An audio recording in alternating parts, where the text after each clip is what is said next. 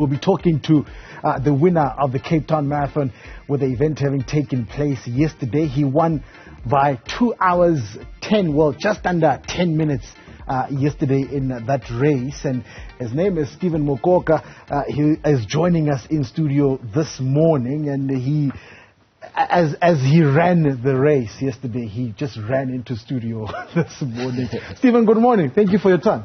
Thanks, Benji. Thanks for having me. Let's start here. The name Mokoka. Yeah. It means what?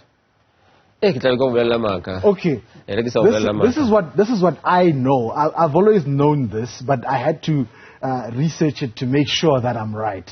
Mokoka. When you say someone has Mokoka, you say they've got stamina. And it just so happens that you run endurance races. Yeah, I've heard that before. Okay. You've heard it before? I've heard it. I think I was at Val that time. It's Sotho-speaking people and Pedi-speaking people that says that. So when I heard that, I mean, I'm a runner, so I mean, hearing that, you go like, okay. Yeah, okay, they say Vito Levike Sero. Yeah. Okay, Stephen, you made history yesterday. I'm not sure if you are aware, winning your third Cape Town Marathon. It has never been done before. Are you aware? I can say to you, thanks for having me, and then thanks to my sponsors, actually Boxer Athletics Club, as well as Nike, people who've been backing up throughout. Secondly, to come to you is that I've won Shanghai Marathon 4 times as well before, in the past. No, I'm saying this race. This one, yes, I've also won 3 times. So for me, now, I'm just saying. Yeah.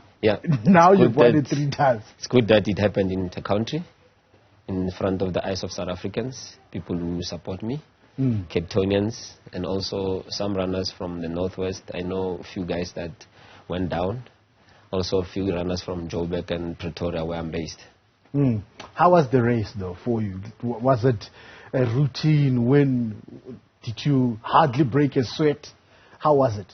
It was a tough race. I actually wanted to run a little bit quicker compared to how I ran yesterday, but their course have changed a little bit because they have applied for Avatar World Majors, of which one of the requirements is that you have to show off the historic things around the city that is hosting. So that's why we saw us running around the government, where it was very, very hilly. Yeah. So I can say, compared to the previous occasions where I won, this one was the toughest. I can still even feel it in the legs. So it was very, very tough. How is it running alongside the sea? Does it make a difference in terms of sea level, low felt, high felt? Does it make a difference where you are in terms of the air you're breathing, how heavy it is or thin?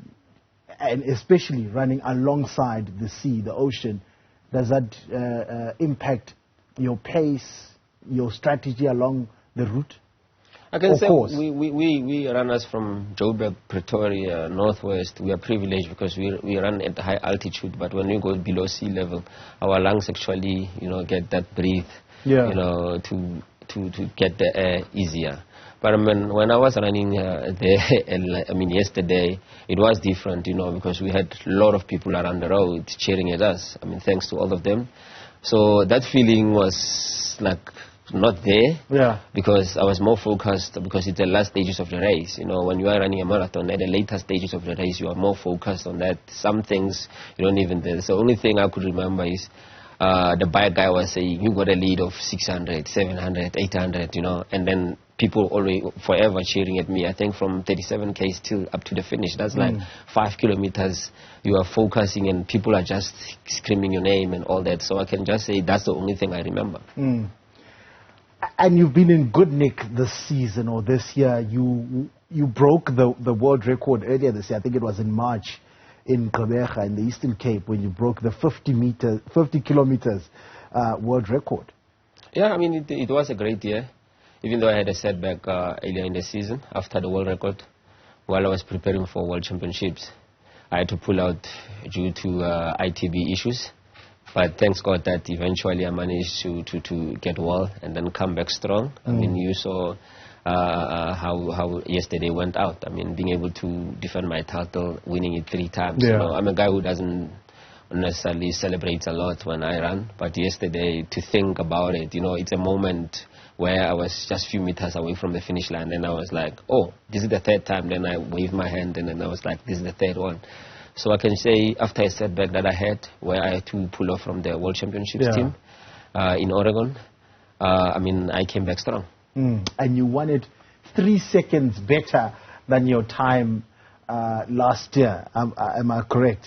Yes. You bettered your time last year from last year by 3 seconds this time around. Yes. I think I've run like almost 16, 17 marathons now. Yeah. And then yesterday was my 13th one under 2:10, 2 hours 10 minutes.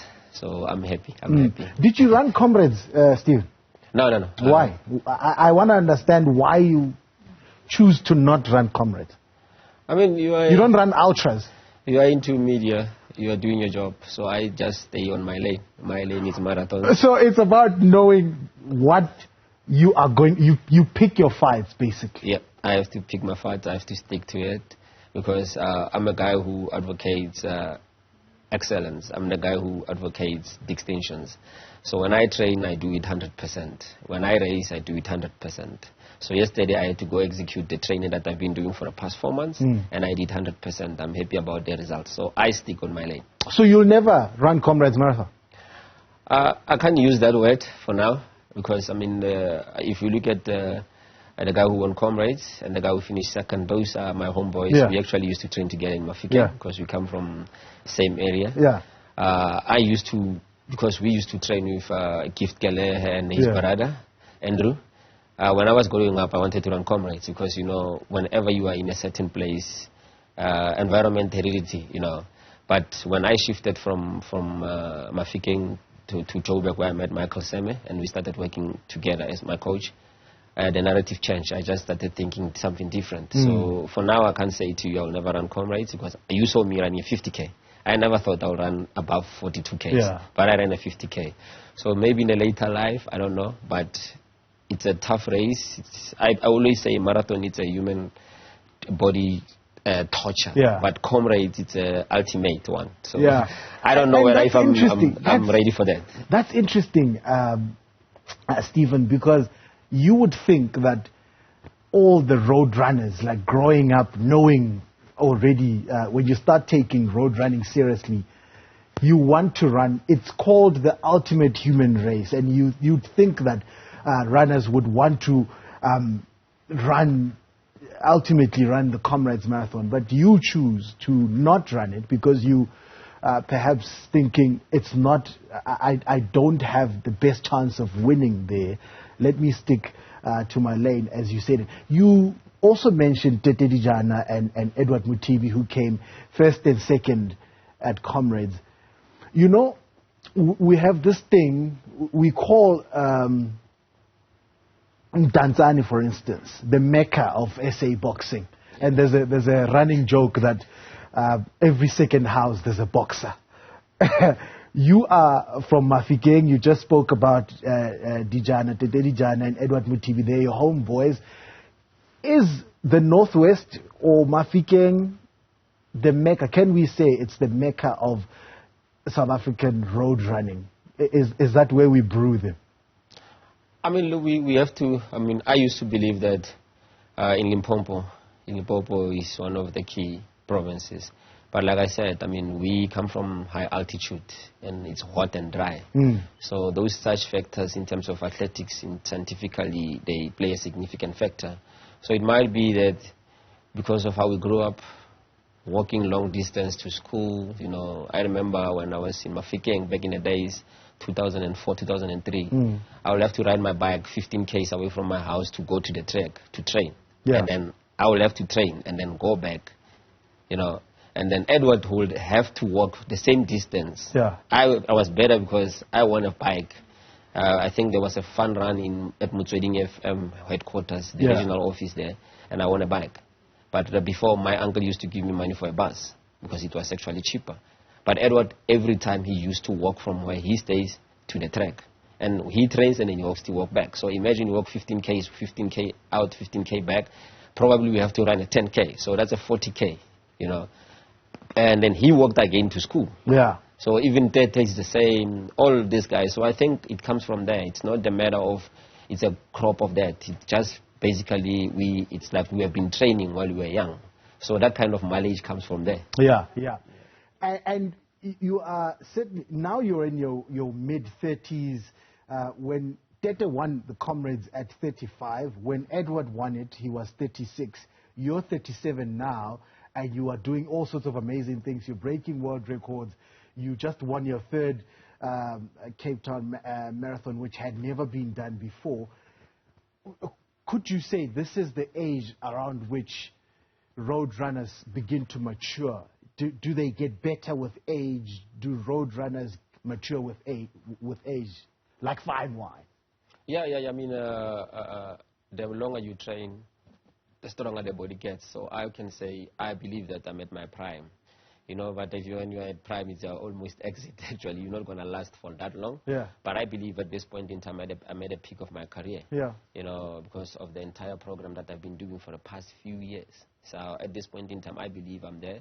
And I'm hoping that the next few years, prior to my retirement, in the next maybe 5-7 years, I'll do great things, you know, because I want to be one of the greatest South Africans ever had. I want to create a legacy that will be remembered, that one day when I'm sitting at home, I can say, I'm one of the legend. You know, I hear people are saying legend. I'm not a legend. I'm still trying to become one.